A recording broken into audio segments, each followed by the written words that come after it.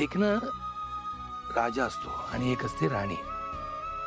त्या दोघांचं एकमेकांवर खूप प्रेम असतं आणि ते एका सुंदर महालात राहत असतात. पण म्हणतात ना, सुखाला नजर लागते, तसंच त्या दोघांच्या बाबतीतही झालं. त्याच्या सुखी संसाराला एका चेटकिणीची नजर लागली.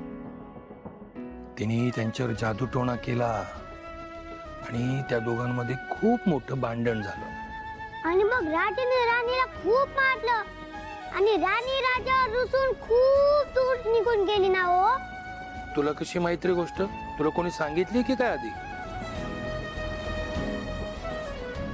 आईने. आजोबा, आईने मला ही गोष्ट खूप वेळ सांगितलेली असते बघा, पण तिने मला या गोष्टीचा एन कधी सांगितलेला नसतो बघा. आजोबा, खरं सांगा, ही गोष्ट त्या राजा राणीची नाही, तर ही गोष्ट माझ्या आई बाबांची असते ना हो.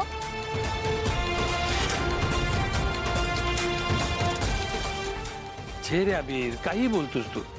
अरे बाबा, ही गोष्ट आहे ना, तुझी आई जेव्हा लहान होती ना, तेव्हा मी तिला बऱ्याच वेळा सांगितली, त्यामुळे तिच्या लक्षात आहे आणि त्याच्यामुळे तिने तुला सांगितली.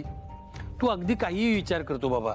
चल झोप आधी, खूप उशीर झाला आता. आजोबा, मला माहिती असतं माझे बाबा कोण असतात, हे तुम्हाला पक्क माहिती असतं आणि मला हेही माहिती असतं की तुम्ही मला ते कधीच सांगणार नसतात म्हणून. पण ठीक आहे, मी मोठा झालो की माझ्या बाबांना नक्कीच शोधून काढत असतो म्हणतो मी. चला झोपतो. गुड नाईट आजोबा.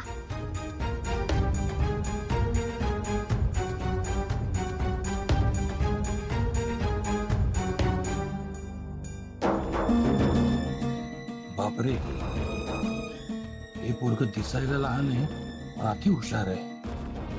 हा तर बुद्धीने पापाच्याही पुढे गेलाय म्हणायला पाहिजे. सावली, तू कितीही लपवलंस तरी नियती स्वतःचा मार्ग शोधतेच आहे. हे वादळ आता शांत करणं कोणाच्याच हातात नाही.